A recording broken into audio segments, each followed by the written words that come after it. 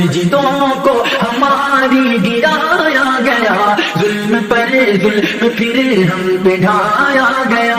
ان کا ہی خواب ہے، ان کی تعبیر ہے، ایسا لگتا ہے یہ ان کی جاگیر ہے۔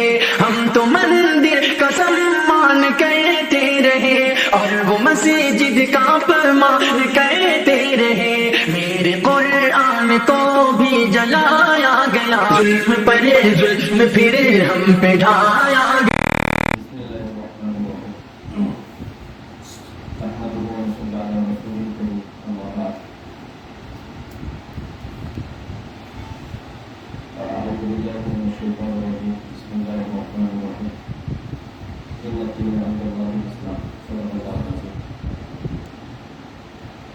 آج ہم لوگ یہ سمجھیں گے کہ موجودہ حالات اور اقتدار کی لہر اور اس کا حل، حالات کیا چل رہے ہیں اور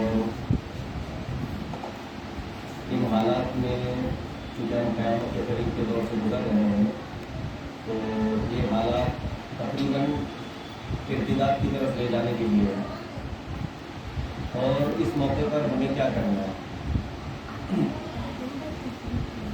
سب سے پہلی بات تو یہ ہے، قرآن مجید میں اللہ تعالیٰ فرماتے ہیں وَلَن تَرْضَىٰ عَنْكَ الْيَهُودُ وَلَا النَّصَارَىٰ حَتَّىٰ تَتَّبِعَ مِلَّتَهُمْ۔ اللہ تعالیٰ فرماتے ہیں کہ یہود اور نصارہ اس وقت تک تم سے راضی نہیں ہوں گے جب تک کہ تم ان کی شریعت کو اپنا لو۔ اب یہ آئندہ چل کے ہم حالات سمجھیں گے، تو حالات کا مقصد یہی ہے کہ سارے مسلمان اسلام کو چھوڑ رہے ہیں۔ اسی طرح قرآن مجید میں ایک آیت ہے وَلَا يَزَالُونَ يُقَاتِلُونَكُمْ حَتَّىٰ يَرُدُّوكُمْ عَنْ دِينِكُمْ إِنِ اسْتَطَاعُوا۔ قرآن مجید میں اللہ تعالیٰ فرماتے ہیں کہ حضرات تمہیں قتل کرتے رہیں گے اس وقت تک جب تک کہ تم اپنے دین سے پھر نہ جاؤ۔ تو یہ حالات اور لوگوں کا جان بوجھ کر اس طرح پریشان کرنا یہ صرف اس وجہ سے کہ ہم ایمان اور اسلام کو چھوڑ دیں۔ حضرات کو مسجد میں دین کی بات سن رہے، حالات کا علم دے رہے، اسی لیے دعوت کی محنت میں یہ بتایا جاتا ہے کہ علم کا مقصد یہ ہے کہ جس حال سے ہم گزر رہے ہیں اس حال میں اللہ ہم سے کیا چاہ رہا ہے۔ تو اب حال ہی نہیں معلوم ہے، ہم حال سے آنکھ بند کر لیں کہ نہیں کچھ بھی نہیں ہو رہا ہے، سب چھوڑ دو، کوئی تذکرہ مت کرو، باطل کا تذکرہ مت کرو، باطل خود مٹ جائے گا، یہ ہر جگہ اصول فٹ نہیں ہوگا۔ اس لیے حالات کو جاننا ہے، حالات کو جاننے کے بعد جو حال چل رہا ہے اس حال میں اللہ کا حکم کیا ہے یہ ہمیں جاننا ہے۔ اس لیے کہ اللہ کے نبی علیہ السلام نے قیامت تک آنے والے حالات کے لیے ہر طرح کی رہبری فرما دی۔ اللہ کے نبی علیہ السلام کو فرما گئے کہ ترکتکم امرین، میں تمہارے درمیان دو چیز کو چھوڑ کر جاتا ہوں، جب تک تم ان کو مضبوطی سے تھامے رکھو گے تم کبھی بھی گمراہ نہیں ہوں گے۔ اس میں کتاب اللہ اور سنت رسول ہے کہ اللہ کی کتاب اور سنت رسول، اللہ کے نبی علیہ السلام کی سنت اور پیارا طریقہ ہے۔ جو بندہ یا بندی اللہ کے نبی علیہ السلام کے پیارے طریقے کو لے لے اور کتاب اللہ کو پکڑ لے تو وہ سیدھے راستے پر رہے گی، لیکن شرط یہ ہے کہ وہ جانے تو صحیح۔ اب سوال یہ ہے کہ کسی کو رہبری کی فکر بھی نہیں ہے۔ اب اللہ کے نبی علیہ السلام پہلے آپ تشریف لے جا رہے میدان بدر میں، پھر آپ وہاں جا کر اللہ تعالیٰ سے دعا فرما رہے، پھر اس قدر دعا فرما رہے کہ حضرت ابوبکر صدیق رضی اللہ عنہ کو ترس آ گیا، اور پھر اس کے بعد اللہ تعالیٰ کی طرف سے اللہ کے نبی علیہ السلام کو امید بنی اور آپ کھڑے ہوئے، اس کے بعد اللہ کی طرف سے مدد آئی۔ تو خلاصہ اس وقت تو ہمیں یہ سوچنا ہے کہ مسلمان آپس میں لڑے ہوئے نہیں۔ اگر کسی کو یہ جذبہ ہو رہا ہے کہ مسلمان تو کفر کے راستے پر جا رہا ہے، غلط راستے پر جا رہا ہے، تو ہمیں کفر کا فتویٰ دینے کی ضرورت نہیں، اس کو اللہ کے پاس چھوڑ دوں گا، اللہ کے پاس جا کے جواب دے دے گا، ہمیں کیا مسئلہ ہے۔ تو اس وقت یہ نہیں سوچنا ہے کہ بھائی وہ عید میلاد النبی کا مسئلہ ہمیں اس سے کیا مطلب۔ حضرت مولانا اشرف علی تھانوی رحمۃ اللہ علیہ کا ایک واقعہ ہے، مفتی تقی عثمانی صاحب نے بیان فرمایا، بہت سمجھنے کی ضرورت ہے، اس سے ہمیں بہت عبرت ملتی ہے۔ مفتی تقی عثمانی صاحب نے فرمایا کہ ایک موقع پر ایسا ہوا کہ کچھ بعض علاقوں میں مسلمان لوگ اسلام چھوڑنے لگے، مرتد ہونے لگے اور اسلام سے پھر گئے۔ تو اس موقع پر حضرت مولانا اشرف علی تھانوی رحمۃ اللہ علیہ کو اطلاع ملی کہ بھائی وہ لوگ تو اسلام چھوڑ رہے ہیں۔ تو مولانا اشرف علی تھانوی رحمۃ اللہ نے سفر کیا اور وہاں پہنچے، اور وہاں پہنچنے کے بعد حضرت مولانا سے پوچھا لوگوں سے کہ ہم کو تو ایسی اطلاع ملی کہ تم نے اسلام چھوڑ دیا۔ تو انہوں نے فرمایا نہیں ہرگز نہیں، ہم نے تو اسلام نہیں چھوڑا، ہم تو تیجا مناتے، ہم تو جھنڈا اٹھاتے. تو دیکھنے کے حساب سے بعض لوگ اس نظریات کو درست نہیں سمجھیں گے، بعض مفتیان کرام بھی غلط کہیں گے، لیکن مولانا اشرف علی تھانوی رحمۃ اللہ نے اس وقت یہ کہا کہ بالکل صحیح ہے، بالکل بہت اچھی بات ہے. معلوم یہ ہوا ہمارے بزرگان دین کی طرف سے ہمیں ہدایت معلوم نہیں ہے کہ ان کا کیا منشا ہے. نمبر 1. نمبر 2، اسلام خالی ہلکا پھلکا پڑھ لینے سے نہیں آتا ہے، بزرگوں کی صحبت سے بھی آتا ہے. تو مولانا نے یہ فرمایا کہ جب کفر کا ٹکراؤ ہو جائے تو ان کے پاس علامتی اگر کچھ اسلام ہو تو اس کو بھی قبول کر لینا. تو اس وقت اگر کوئی انسان اگر بھارت میں اگر قانون کے خلاف کوئی اگر اس طرح کی کوشش کرتا ہے عید میلاد النبی کی چھٹی پر پابندی لگانے کی، تو ہمیں سب کو مل کر میدان میں آنے کی ضرورت ہے. یہ نہیں سوچنا ہے کہ ہم اس کو مانتے نہیں مناتے نہیں، یہ غلط سوچ ہے. اسی طرح اگر کہیں جا کر امام باڑے پر حملہ ہوتا ہے، وہ قانون کے دائرے میں ہے، غیر قانونی طور پر جگہ پر قبضہ کر کے نہیں بنایا گیا ہے، اگر کوئی انسان فساد کرنے پر یا دہشت گردی پر اتر آتا ہے، اس کو توڑنے کی فکر کرتا ہے، تو پوری امت مسلمہ کا فرض ہے، چاہے وہ کسی بھی طبقے سے تعلق رکھتا ہو، اس کا فرض ہے کہ اس کی حفاظت کے لیے وہ کھڑا ہو. وہ یہ نہ سوچے کہ بھائی اس کو تو ہم مانتے نہیں، پھر کہیں کوئی درگاہ پر آواز اٹھتی ہے، اگر وہ قانونی دائرے میں بنی ہے اور اس کو کوئی انسان اگر توڑنے کی کوشش کرتا ہے، قبر کو توڑنے کی کوشش کرتا ہے، اس کے اوپر بنی ہوئی عمارت کو توڑنے کی کوشش کرتا ہے، چاہے ہم اس کو نہ مانتے ہو، تو بھی اس وقت اسلام اور کفر کا ٹکراؤ ہے. پیغام یہ پہنچے گا کہ ہم نے اسلام کو مٹایا. پیغام یہ نہیں پہنچے گا کہ اسلام میں سے بعض لوگ جو مانتے تھے ان کے عقیدے پر زد ماری. پیغام یہ پہنچے گا کہ ہم نے اسلام پر زد ماری. تو اس وقت کا تقاضا یہ ہمارے بزرگوں کی منشا کے مطابق اسلام کا حکم یہ ہے کہ کفر کا جب تقابل ہو تو اسلام کے آپس کے اختلاف کو بلا کر ہمیں آگے چلنے کی ضرورت ہے. تو اسی نے کہا کہ اشداء علی الکفار رحماء بینہم، صحابہ رضوان کی صفات ہے کہ صحابہ رضی اللہ عنہم آپس میں رحم دل تھے، کافر کے لیے سخت تھے. تو اسلام نے یہ سکھایا کہ تمہارے اندر جو مزاج ہے لڑاکو بنتا، اس کا رخ موڑ دو کفر کی طرف. جب انسان اپنے مزاج کے گڑبڑی والے مزاج کو اور لڑنے کے مزاج کو کفر کی طرف موڑ دے گا تو اس کا فائدہ یہ ہوگا کہ آپس میں رحماء بینہم، آپس میں رحیم، کریم، شفیق. اور اصول یہ ہے کہ ہم لوگوں کو طے کرنا ہوگا کہ ہم اپنے مزاج کو، یہ حالات اسی لیے بتائے جا رہے ہیں کہ جب حالات کا علم ہوگا تو انسان آپسی اختلاف کو بھول جائے گا. یہ کیا چیز ہے 24 نمبر کا اختلاف، 26 نمبر کا اختلاف، حنفی شافعی کا اختلاف، اہل حدیث کا اختلاف، یہ کیا اختلاف ہے؟ یہ کچھ چیز ہی نہیں ہے. اس وقت اسلام خطرے میں ہے، مسلمان کی جان خطرے میں، گینگ ریپ ہو رہا ہے، موب لنچنگ ہو رہی ہے، اس کے باوجود بھی ایک انسان لڑتے رہے آپس میں اور مسلمان سے لڑتا رہے، وہ مسلمان ہی نہیں ہے. اسی لیے اسلام نے کہا کہ صحابہ رضی اللہ عنہم کی صفات تھی کہ صحابہ رضی اللہ عنہم کا رخ وہ کافروں کی طرف تھا، تو آپس کی لڑائیاں خود بخود ختم ہو گئی. اسی وجہ سے جب اسلام کو غلبہ ہوا اور اسلام کے غلبہ ہونے کے بعد جب مسلمانوں کی فتوحات بہت ہو گئی تو اس کے بعد خود آپس میں مسلمان لڑنے لگے. تو چونکہ ان کا رخ کافروں کی طرف سے ہٹ گیا تو عباسی خلافت اور اسی طرح بنی امیہ کی خلافت، امیر معاویہ رضی اللہ عنہ سے جو خلافت چلی، اس کے بعد آپس میں لڑائی ہوئی. بھائی کو قتل کر رہا ہے گدی کے لیے، جب اس کا رخ کافروں کی طرف ہوگا تو ظاہر نہیں بات ہے گدی کے لیے لڑائی نہیں ہوگی. اب اسی لیے محمد بن قاسم رحمۃ اللہ نے یہاں پر تشریف لائے بھارت کے اندر. پھر اسی طرح موسیٰ اور طارق، یہ بڑے بڑے سپہ سالار تھے جو بڑے بڑے لشکر کو سنبھال لیتے، لیکن چونکہ آپس کی لڑائی تھی تو ایک بندہ گدی پر بیٹھا سلیمان نے سب کو بلایا اور قتل کر دیا، جس کی بنیاد پر دین پھیل رہا تھا اور اسلام کی سلطنت وسیع ہو رہی تھی اور اسلام اور مسلمانوں کو بلکہ پوری دنیا کو فائدہ ہو رہا تھا. اس بندے نے آپس کی لڑائی کی بنیاد پر سب کو ختم کر دیا، جس کی بنیاد پر وہ جو اسلام پھیل رہا تھا چین کی بارڈر پہ پہنچ گئے، وہاں سے واپس آئے. انہوں نے کہا کہ نہیں، ہمیں حکم دیا کہ اس کا اطاعت کریں گے، وقت کے بادشاہ کی اب پہنچیں گے، چاہے وہ ہمیں بلا وجہ مارے، چاہے ظلم کرتے ہوئے مارے، لیکن ہم اطاعت کریں گے. وہ اطاعت کرتے ہوئے آ گئے اور انہوں نے اپنا کام کیا. خلاصہ یہ ہوا کہ انسان کی فطرت میں مزاج میں لڑائی کا ہے مزاج، تو اس لڑائی کے مزاج کو کفر کی طرف موڑنا ہے. تو اس کا فائدہ یہ ہوگا کہ آپس کی لڑائی ہماری ختم ہو جائے گی. پھر انسان 24 نمبر 26 نمبر یہ نمبر وہ نمبر کی آپس کی لڑائی کو بھولے گا، یہ ضروری ہے. تو ہماری بات یہ چل رہی تھی کہ اگر کسی جگہ پر ایسا ہو کہ کوئی انسان درگاہ کو توڑنے کی فکر کرے تو سارے مسلمان کا اس وقت کا فرض یہ ہے کہ وہ سارے کھڑے ہو جائیں. یہ نہ سوچے کہ یہ ہم یہ نہیں کرتے وہ نہیں کرتے.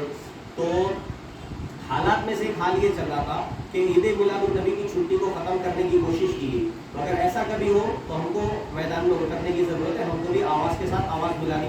اب بہت سارے ایسے مسلمان مسلمان جن لوگوں کی اسلام کے اندر پختگی نہیں تھی، جن لوگوں کو اسلام کی حقانیت معلوم نہیں تھی، جن لوگوں کو اسلام کے احکام کی حکمتیں معلوم نہیں تھی، وہ بیچارے یہی سوچتے ہوں گے کہ ہاں نعوذ باللہ اسلام کے اندر یہ بات تو صحیح نہیں تھی، ایسا نہیں ہونا چاہیے تھا۔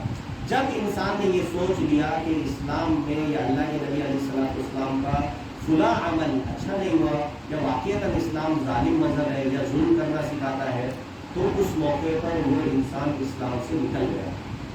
سوچنے کی چیز ہے۔ تو وہی ہم یہ بتا رہے تھے کہ قیامت کے قریب ایسے موقع آئیں گے اور ایسے حالات بنیں گے کہ اسلام پر جمنا مشکل، دباؤ بنے گا، جس دباؤ کی بنیاد پر انسان جائے گا، یا دماغ پر چوٹ لگائی جائے گی، ضرب لگائی جائے گی، حالات بنیں گے اسکول یونیورسٹی وغیرہ کے اندر بچے ضرورت سے زیادہ سمجھدار ہونے کی وجہ سے اپنے دماغ سے اسلام کو سمجھنے لگیں گے، اور باقاعدہ ایک مشن کے تحت جس طرح جائیں گے، آزادی کے موقع پر ایک مشن بنایا گیا کہ پادری، سادھو، سنت، پوپ یہ لوگ آ کر باقاعدہ اسلام کے خلاف بات کر رہے ہیں۔ اسی طرح یوٹیوب پر دیکھیں گے طرح طرح کے چینل ہیں، 33 لوگ باقاعدہ چینل بنا کر اپنے بیانات اپلوڈ کر رہے ہیں اور طرح طرح کے وسوسے ڈال رہے لوگوں کے پر۔ لیکن افسوس اس بات کا ہے کہ علماء کرام کی طرف سے یا پھر امت مسلمہ کے سمجھدار لوگوں کی طرف سے ایسی محنت کم ہوئی، شروع ہو گئی ہے، بہت کم ہوئی کہ جس کی بنیاد پر لوگوں کو اس تعلق سے بھی سمجھایا جائے کہ اسلام میں فلاں حکم کتنا عظیم ہے، 3 طلاق کا حکم کتنا عظیم ہے، اللہ کے نبی علیہ السلام کا اما عائشہ رضی اللہ عنہا سے شادی کرنا کس قدر اہم تھا،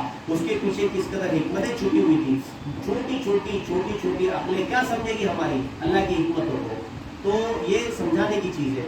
تو خلاصہ یہ ہوا کہ اس وقت جو حالات چل رہے ان حالات کی بنیاد پر ہم کفر کی طرف بڑھ رہے، بہت سارے حضرات اسلام کو نہ سمجھنے کی وجہ سے ارتداد کا شکار ہوتے جا رہے۔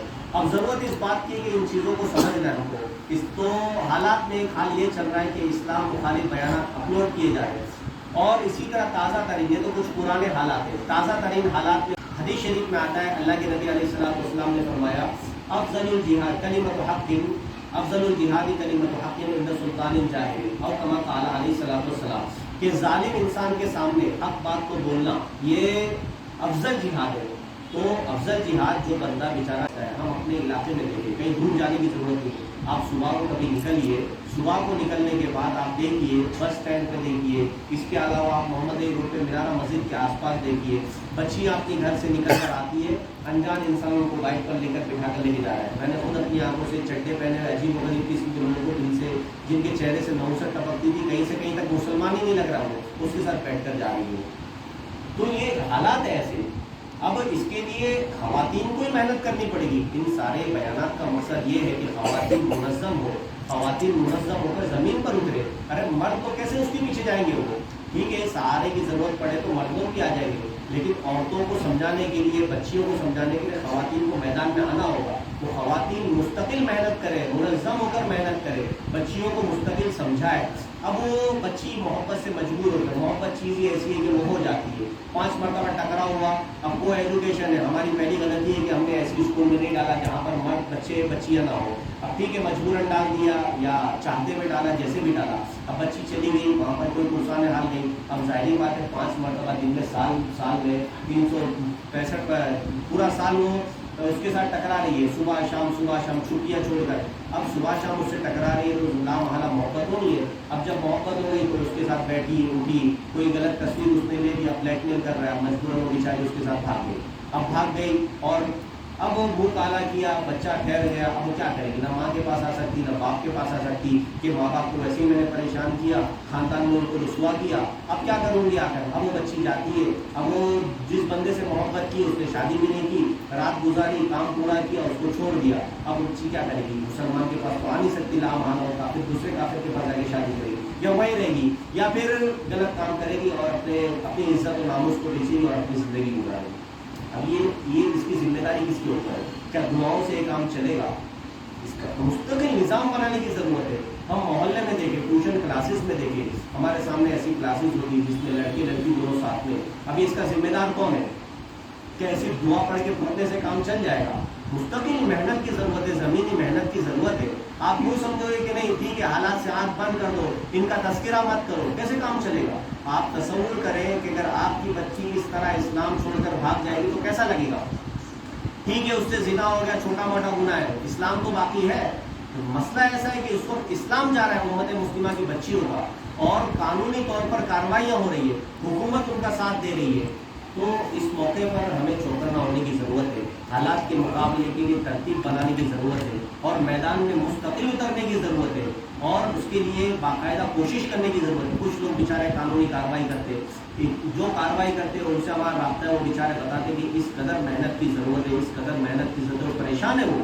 اس مرتبہ انہوں نے طے کیا تھا کہ نہیں، مسلمان کو ہمیشہ کے لیے ختم کرنا ہے، تو اس مرتبہ ان کا جو پیسہ لگانا کا مقصد تھا وہ مسلمانوں کو ہمیشہ کے لیے ختم کرنا تھا۔ تو آپ علیہ السلام کو اطلاع ملی کہ یہ لوگ باقاعدہ پیسے لگائے اور پیسے کے نفع کو سارا کے سارا ہتھیار میں لے رہے اور مسلمانوں کو ختم کرنے کی سازش کے اندر ساری چیزوں کو استعمال کریں گے۔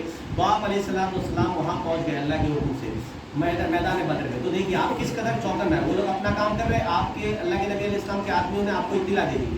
پھر کافروں کا جاسوسی کے نظام کتنا سخت ہے کہ اللہ کے نبی علیہ السلام وہاں پہنچے نہیں، اس سے پہلے ابو سفیان جو اس وقت مسلمان نہیں ہوئے تھے ان کو اطلاع ہو گئی، انہوں نے فوراً کافروں کو وہاں مکہ میں خبر دے دی۔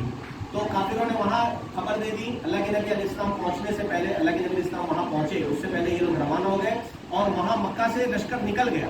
پھر اللہ کے نبی علیہ السلام کا جاسوسی کا نظام اس قدر مضبوط کہ مکہ میں اللہ کے نبی علیہ السلام کے جو افراد بیٹھے ہوئے تھے مسلمان، انہوں نے فوراً اطلاع دی کہ یہاں سے مکہ سے لشکر روانہ ہوگا، تو اللہ کے نبی علیہ السلام چوکن نہ ہوگا۔ تو سوچنے کی بات ہے کہ آپ علیہ السلام ایک بات یہ فرما رہے ہیں کہ بھائی مومن کو نرم دل ہونا چاہیے، یہ ہونا چاہیے، وہ ہونا چاہیے، لیکن سنت اللہ کے تحت اللہ تعالیٰ اسباب کے، اللہ کے نبی علیہ السلام کا اسباب کی دنیا میں دیکھیے کس قدر متحرک ہے، صرف دعاؤں پر اکتفا نہیں کر رہے۔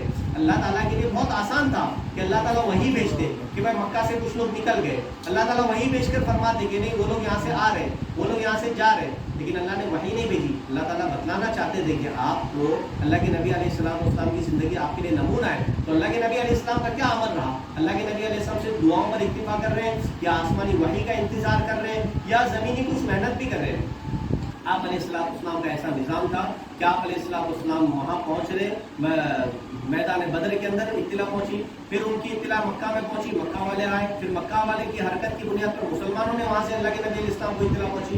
یہ زمینی محنت، زمینی حرکت اور یہ متحرک ہونا اور چوکن نہ ہونا۔ تو یہ کہہ رہا ہوں میں کہ جس طرح عورت کو چاہیے، خاتون کو چاہیے زمین کے نیچے سر جھکا کر اپنی چلتی رہے، لیکن گرد و پیش کے حالات سے واقف رہنا ہے۔ کوئی ہماری پرس پر ہاتھ ڈال رہا ہے، کوئی ہم پر ہاتھ ڈال رہا ہے، کوئی بچے پر ہاتھ ڈال رہا ہے، اس سلسلے میں چوکن نہ رہنا ہے۔ اسلام کہتا ہے ٹھیک ہے آپ نرم دل رہو، نیک رہو، نگاہ جھکا کر چلو، لیکن اس کا یہ مطلب نہیں ہے کہ آپ نگاہ جھکا کر چلو، کوئی ہاتھ مار کر چلے جائے، کوئی پیر مار کر چلے جائے، کوئی پرس چوری کر کے چلے جائے، کوئی بچہ چھین کر چلے جائے، تو یہ اسلام کے خلاف ہے، اسلام کے مزاج کے خلاف ہے۔ تو حالات کا علم ہونا ہے، حالات کو اس کے سلسلے میں چوکن نہ رہنا ہے، اور اس سلسلے میں ہم کو کوششیں کرنا ہے۔ علامہ اقبال رحمۃ اللہ علیہ یا دوسرے شاعر فرماتے ہیں، قوت فکر و عمل پہلے فنا ہوتی ہے، قوت فکر و عمل پہلے فنا ہوتی ہے، تب کسی قوم کی شوکت پر زوال آتا ہے۔ یعنی علاج یہ ہے کہ ہم آپس میں متحد ہو جائیں، آپس میں متحد ہو، کوئی آپس میں بنیاد ایسی نہ ہو کہ جس کی بنیاد پر آپس میں جھگڑنے لگے۔ حضرت شیخ الہند رحمۃ اللہ علیہ جنگ آزادی کے موقع پر جب جیل میں گئے، جیل میں جانے کے بعد جب جیل سے واپس آئے،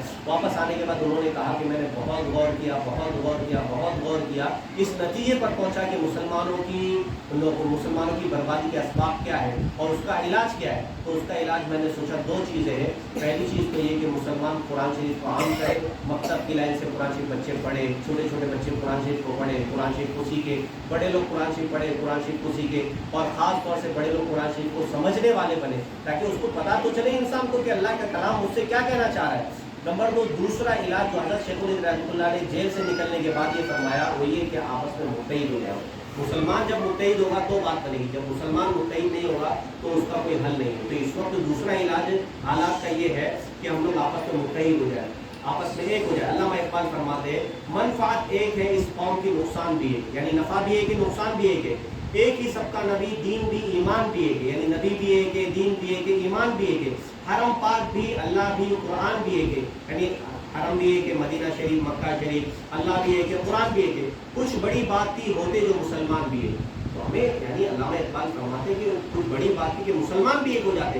کیا بات ہے، آخر ہم الگ الگ، ایک دوسرے کو پہچاننے کو تیار نہیں، ایک دوسرے کو سلام کرنے کو تیار نہیں، ایک دوسرے کے گھر جانے کو تیار نہیں، ایک دوسرے کی چائے پینے کو تیار نہیں۔ ارے کیا مصیبت ہے یہ سب۔ پھر علامہ اقبال فرماتے فرقہ بندی ہے کہیں اور کہیں ذاتیں ہیں. کوئی ذات کی بنیاد پر کہ بھائی وہ انصاری ہے، وہ شیخ ہے، وہ میمن ہے، فلاں گاچی ہے، تو ذات کی بنیاد پر ایک دوسرے سے دور ہے. کوئی فرقہ بندی کی بنیاد پر کہ یہ 26 ہے، یہ 24 ہے، یہ فلاں ہے، یہ فلاں ہے، تو فرقہ بندی ہے اور کہیں ذاتیں ہیں. کیا زمانے میں پرگتی کی یہی باتیں ہیں؟ علامہ اقبال فرماتے ہیں دنیا میں جینے کا یہی دستور، یہ اصول ہوتا ہے کوئی کہ انسان اس بنیاد پر جیے کہ ایک دوسرے سے دور ہو رہا ہے.